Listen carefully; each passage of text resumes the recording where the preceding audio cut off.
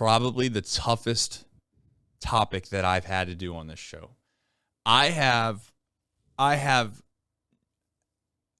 never believed in someone maybe more than Matt McLain. Just the way that he went about his business, his actions, and what his actions, I'm just talking about when I watch him play, the baseball IQ, the dirtbag mentality, the grinding out at bats, professional at bats, all of the things that you would ever want in a Major League Baseball player. Matt McLain, to me, looked like he was that guy.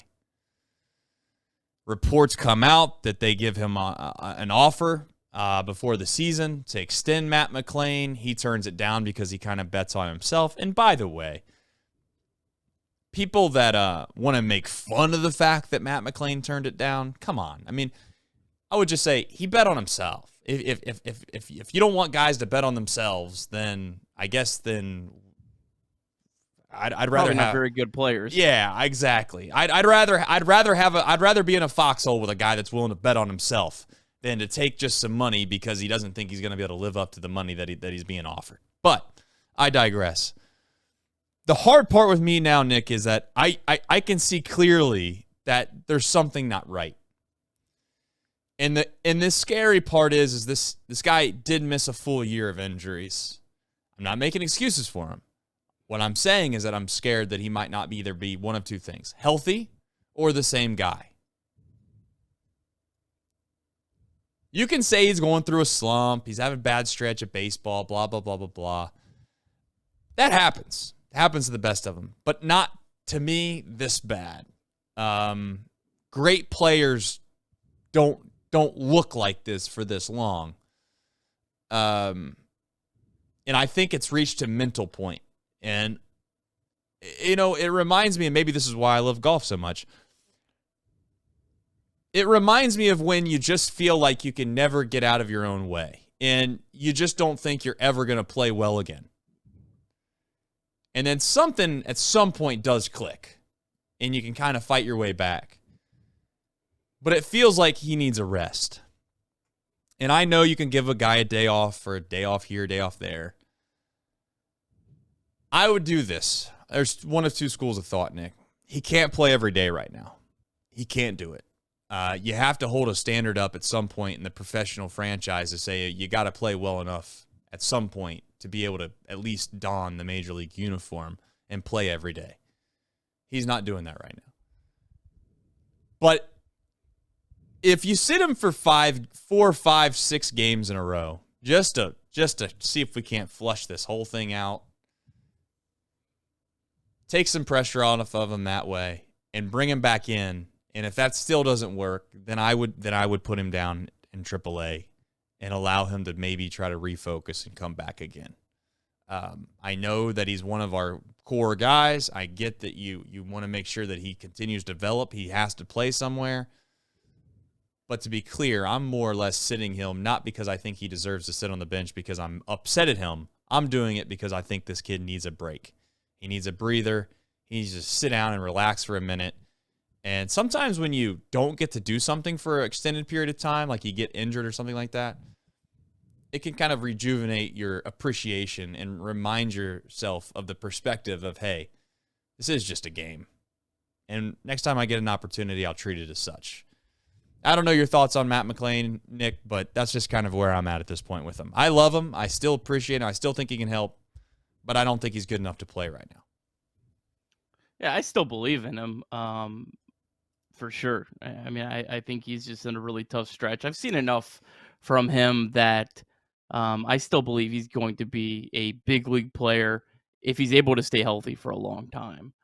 Most concerning thing is he hasn't walked in 15 games. When he was really struggling earlier in the year, he was still drawing walks. He was having productive at-bats. 15 games without a walk, and he's basically your second leadoff hitter a lot of these games, batting ninth. So it's kind of important, in that role. I don't think the Reds have a better option. I think Garrett Hampson, I'm assuming he would be your everyday second baseman. I think he would be worse. I think the defense that you will lose with a guy like Garrett Hampson playing second base every day isn't worth. I don't even know if he's going to even out hit him either. I really don't. So there's not a whole lot of options. Lux. Yeah, I mean, I guess you could play Lux there every day. Yeah, that's what you have call to do. it, and you call up CES to DH. But then you're kind of, up against it with the whole Steer can only play first base thing, and then you can't DH Tyler Stevenson, who right now is the Reds' second best hitter, in my opinion. So he has to find a way to get in the lineup when he's not catching. So yeah, I mean, I guess you could do that, but I really don't know if the defensive trade-off is actually going to make this team better. But if it helps Matt McLain be better in the long term, then yeah, I'm all for it. This again is a situation where, and I've said this before, this is where you have to understand the player, their makeup, and what a decision like this will do for them. If you think that it benefits Matt McLain to send him down to AAA to get him right, then send him down to AAA and don't worry about the present, because this franchise desperately needs Matt McLain to be good to have any chance next year, the year after, etc. If you think that just continuing to ride confidence with him and run him out there is going to pay off, then I'm all for keeping him. But that's where you have to have the pulse of him. And I don't think anyone that's watching games on TV can have that kind of understanding. So this is one where I kind of defer to them. And if they think sending him down's good, great. I mean, send him down for 10 days. Like, it could be a very short minimum. I fully believe Matt McLain goes down to AAA and he absolutely tears it up. I really do. I don't think it's going to take him long to get it right. So I'm fine with whatever. Yeah, I just think that I guess my point mostly is that there has to be a precedent set, though, that you can't play at this level over this period of time and it be okay to don the major league uniform and be an everyday player. Like, you just can't, Nick. You can't. Well, we didn't have that in April. I mean, we had about 5 guys that, McLain's been hitting for the last month in April, and I guess, just got run out there every day. So I'm not saying you're wrong, but what I am saying is that a major league team that's actually worth a damn, that might actually get somewhere, that might actually be worth watching on a nightly basis, that might actually do something that this team hasn't been able to do in a long, long time, they don't do those things. They don't have this many guys that go this long without even being able to be relevant. And Matt McLain's not relevant right now. He's just not. And he needs someone or something to change. You can't continue to do the same thing over and over and over and over and over again and expect it to change just because time passes. That's not how life works. Either you find something out, you become a little more aware of something, you learn, you get better, you practice, you do whatever you do, and then the next time that opportunity arises again, things might be different. But if you just keep running them out there every day, I just have a bad feeling that this thing's just going to keep going and going and going and going, and we're going to ask ourselves, like, well, I guess since no one else is a better option, that's pretty damning too, I must tell you. I mean, a guy that's got an OPS of 500, we don't have anybody that's a better option because he's somewhat of an average or is above average defender at second base. Like, it's not good enough. It's just not good enough. And I guess I don't think it's good for his development personally. Now that's an opinion. I can't sit here and prove it and say, hey, here's your stat. This is exactly what. I just don't think letting a kid continue to get beat over and over and over and over and over again and act like it's all good and well is good. If this was Joey Votto in his 10th year, Nick, and he was hitting 150 and we're like 2 months into the season, would I say, damn, what's wrong with Votto? Well, if he missed all of last year with an injury, I might think, well, maybe he's hurt. But here's the problem. Matt McLain, in my opinion, has not played that long or long enough for me to sit here and say, he's fine. The guy's a veteran. He'll figure it out. No problem. He's not that. And I'm not saying I don't believe in him. I'm openly saying it's not good for his development to continue to sit here and to push him out there over and over and over again. One last thing I'm going to say about the whole situation that we have right now, and it sucks because clearly they're not good enough players, one, and or they're not nut cutters enough to be able to keep performing at the level we had hoped for them to do. But clearly we have too much pressure on these young guys. Clearly we've put too much weight on CES, Marte, Ellie, and McLain. And the one that's lived up to it the most is probably obviously Ellie. But my overall point, when people are like, well, look what Pete Crow Armstrong's doing. Like, with all due respect, Pete Crow Armstrong plays along the sides of, let me read you the list. Kyle Tucker, Suzuki, Shaw, Dansby Swanson, Ian Happ. Like, these guys, he's having a great year. But it'd be a lot easier to take one player like Ellie De La Cruz and toss him on an elite level baseball team, and he's probably going to have a much easier time having success when the whole thing seems like we're relying on a bunch of 23 to 25-year-olds that have 1 to 2 years of Major League Baseball experience. And I get you got to start somewhere, but there's no veterans on this team that are worth a damn. There's no I'll say it again. There's no veterans on this team that are worth a damn, that are available every single day. And the closest thing we have to that is TJ Friedl. And I got news for you. If you went around and asked 29 other Major League Baseball fan bases, hey, what do you know? Tell me what you know about TJ Friedl. They might not even know what team he plays for if you ask the casual.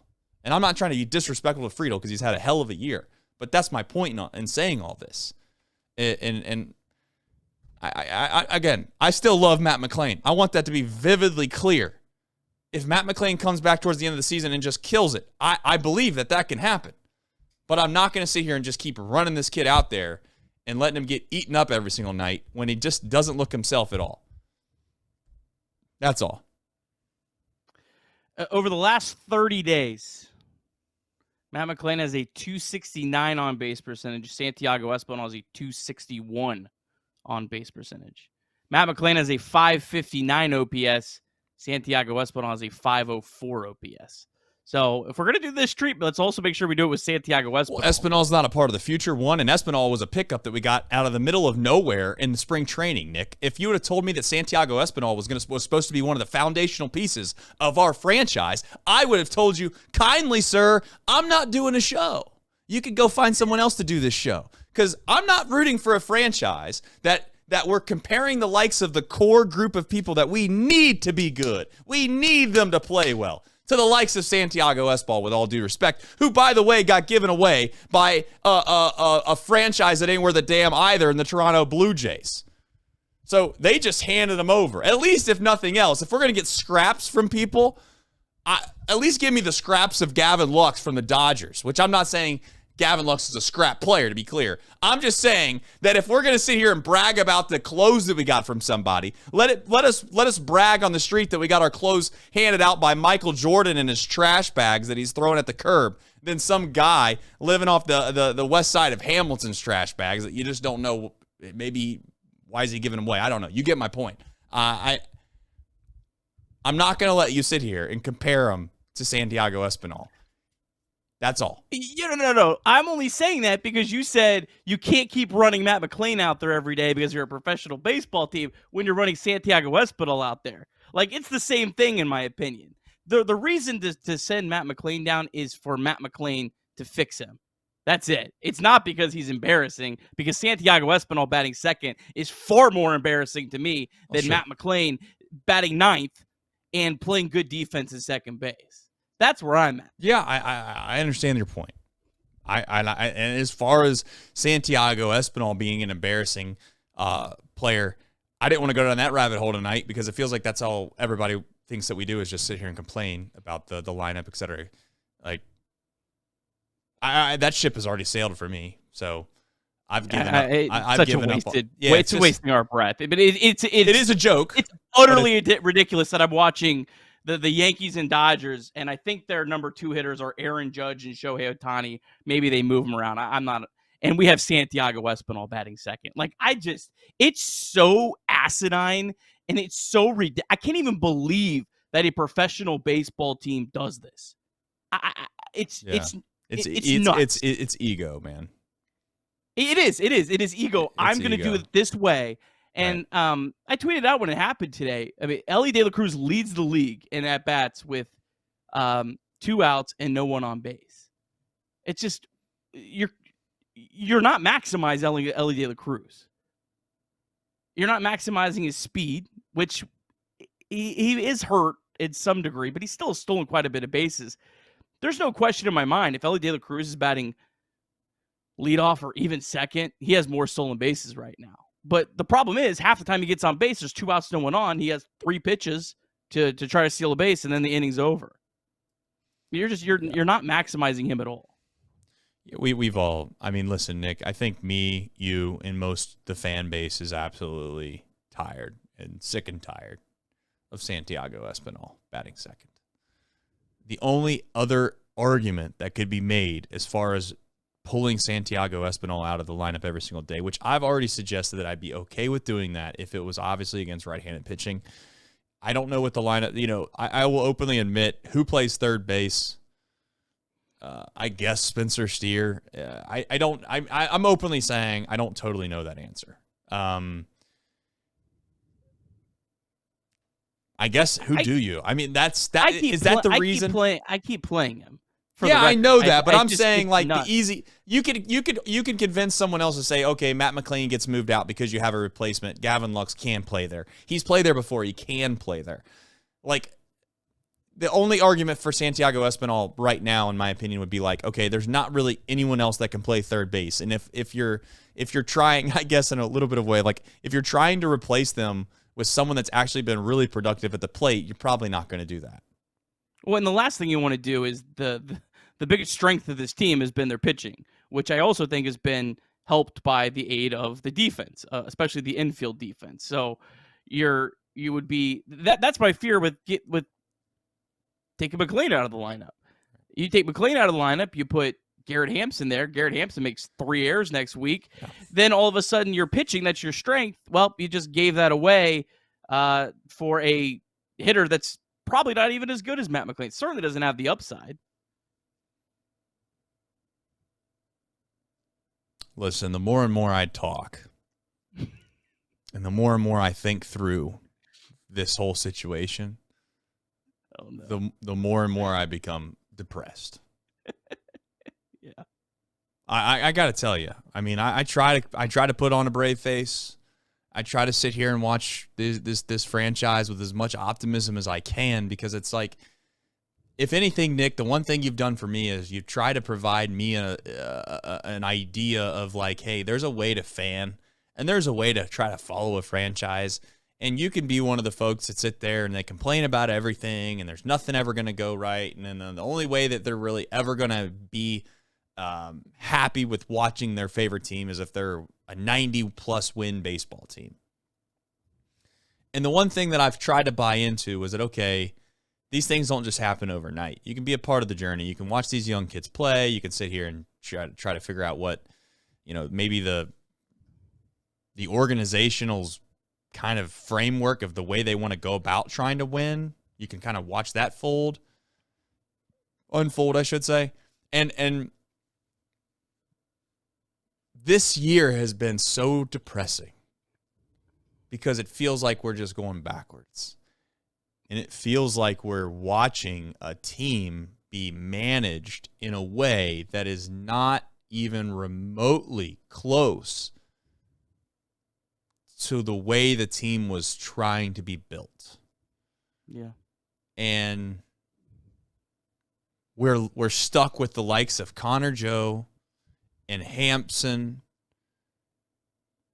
and Santiago Espinal all being in the lineup together in one night. And that is depressing, I got to tell you. So, hopefully they find a way to rattle off some wins. They seem to do that every single time I get in a spot like this and they get me back. But there's so many more questions than there are answers right now. And I thought that we had answers. I really did, man. Marte, CES, Matt McLain, Ellie De La Cruz. That was some answers. Those were some real bona fide answers, and it looked that way in 2023. And if you didn't feel that way, then you weren't watching every single day. And, we've backed up, so. if this team could just get some of these guys back and at least playing well, I mean, that would just be, even if this season goes nowhere. For me, I'm assume probably for you too, Trace, that would be at least a lift going forward. Like if you get CES up and he looks like anywhere close to the 2023 CES, that would be McLain, Marte. I mean, at least if you had that, I do think that would significantly change because realistically, the Reds are 2 games under 500, and we can go through the games and all the games they gave away, and it's like, games-wise, they're not really that far off. But outside of Ellie De La Cruz, your best offensive production have been guys on short-term deals, like that aren't really a part of the future. So that's why I think that the overall, vibes are as low as they are, at least kind of for me right now. Because I feel like it would almost be easier right now if Lux and Hayes and Trevino's production were flipped for McLain, CES, and Marte, even if you had the exact same record right now. Yeah, I agree. It's a long season. It's June 1st. There's certainly a way to kind of turn this around. The narrative can still flip. We got a lot of holes to be played still. So maybe we just need to lock down, grind it out for a minute. Maybe it'll look a little bit better on the back end of this whole thing. But right now, it just sucks. I mean, I don't know how to tell people. It sucks. This sucks. What we're watching right now is not fun.